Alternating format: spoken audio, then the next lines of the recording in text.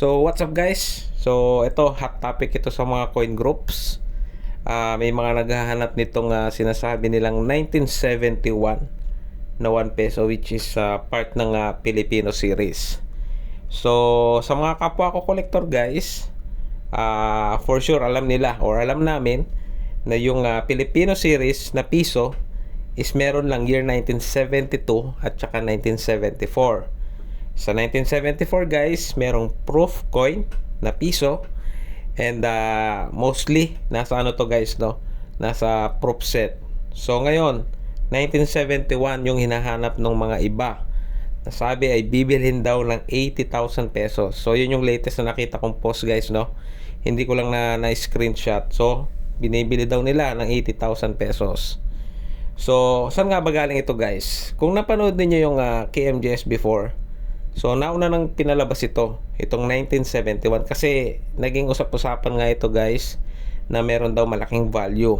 So sa natatandaan ko sa episode ng KMJS na yun, in-explain doon na walang ganitong year na piso na ginawa ng BSP. So 1972 tsaka 1974 lang.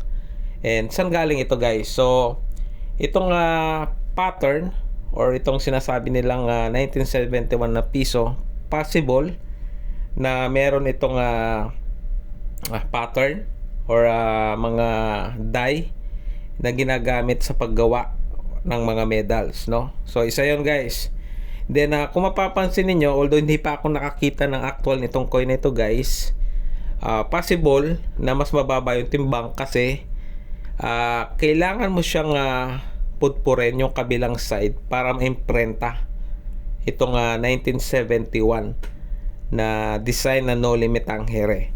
So yun yung ano guys, no? Yun yung nakikita kong possible na maging basihan, no? Yung timbang. So for sure guys, dito maraming aasa na naman ng mga tao, although itong coin na ito is hindi ko alam kung gaano karami yung nagawa or posibleng gagawin pa dahil nga hinahype itong coin na ito, which is syempre makikinabang yung ibang tao na gumagawa nito or posibleng magbenta sa mataas na halaga, na iisipin naman ng ibang tao na halimbawa may bumibili sa kanilang 80k nito and then may mag-alok sa kanila ng 5k lang. So bibilhin nila ng 5k, ibebenta daw nila ng 80k. So napaka-imposible guys, no, na bilhin sa 80,000 pesos yan.